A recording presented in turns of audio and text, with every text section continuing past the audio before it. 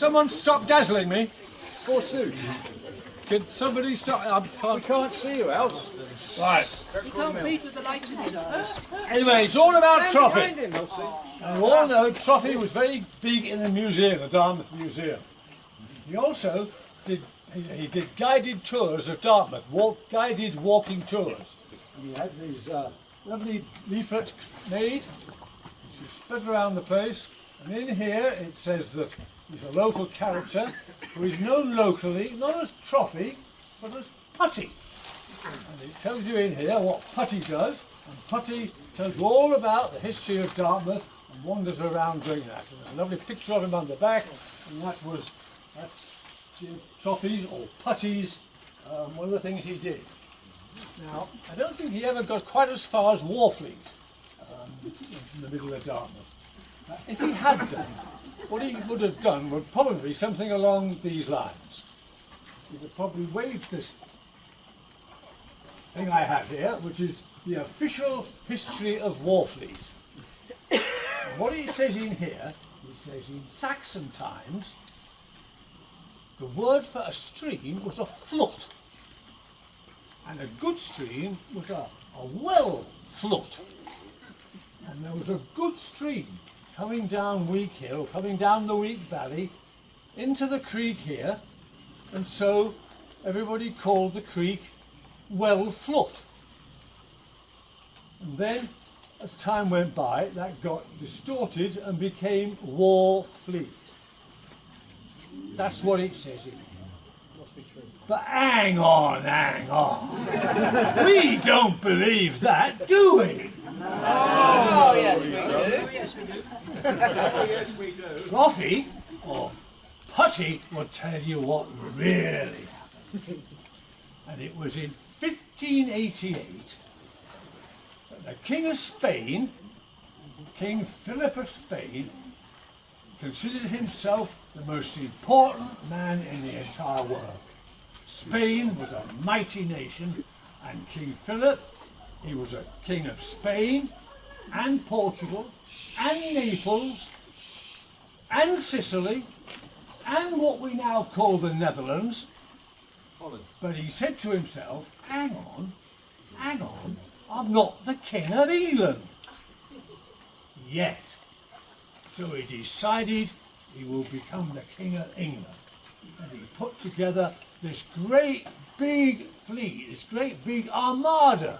He planned this armada, and he planned to come from Spain and to come up the channel and come right the way up the channel and into London and demolish London with his fleet and anybody who challenged him and put himself on the throne of England. Now, the Chief Admiral of the British Navy at the time was Sir Francis Drake. Get on, Drake. And he got to hear this back. So he said, hang on, we've got to do something about this. So he secretly put together a big fleet of boats and hid them inside the dark harbour, out of sight. And he built some of these ships in Dartmouth, and he had others come secretly in. And so, right here, there was a big fleet of ships. Now, as we all know, at the time that the Spanish Armada was first sighted, it was in Plymouth, playing bowls with the Duke of Cornwall. And someone had said, the Armada's coming, and he said, hang on, I'm in the middle of a game of bowls, and I'm beating the Duke of Cornwall. So he carried on playing with absolute confidence that all would be well, because he was going to come here, and he knew there was a fleet as big as the Armada. So he finished his game of bowls, he got into a little boat, and he snuck along the coast to Dartmouth. And he landed over there on the far side. And then he said to himself, hang on, he had a problem. The King of Spain was a mighty fella.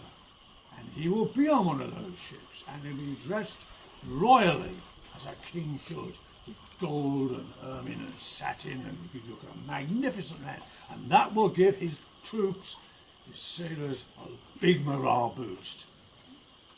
But hang on, we've got a problem. We don't have a king. All we've got is some woman, the Queen Elizabeth. We don't have a king. So he decides what he will do is he will dress himself up in a royal manner. And so he organises some clothes and he dresses himself up in a royal manner, and he gets aboard the biggest of all the fleet that's here, and they wait until the Spanish Armada goes sailing by with a nice westerly breeze down the channel or up the channel. And after they've gone, then out comes the British fleet, the English fleet, and it turns, and of course it's got the wind behind it. So it chases the Spanish fleet, and they have no hope at all. In fact, they run away. In fact, they run away, not all the way, not just to the Dover Straits, they run all the way round Scotland, and that's the only way they can get back to Spain. And so that was the end of King Philip's attempt to become the King of England. Now,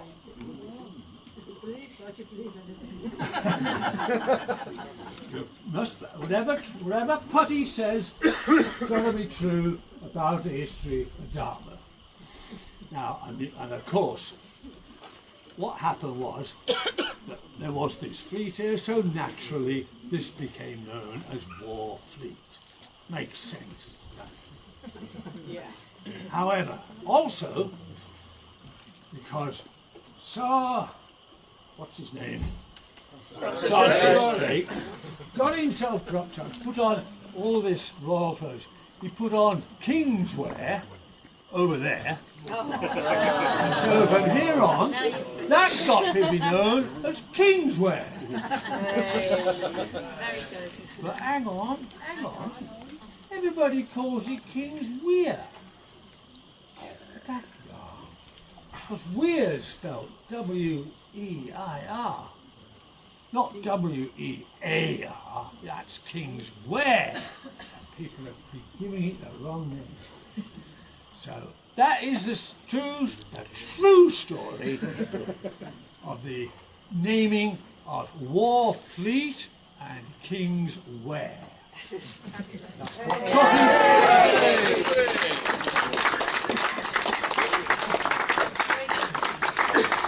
Thank you. Our second little tale is now complete. Let's thank Big Bird for his tale of War Fleet. So now, sing the Down Down song and drink the drink and run along. So me. His ashes are so blue, their ashes through and through. They are ashes, so they say, and never get to heaven a long, long way. Drink it down.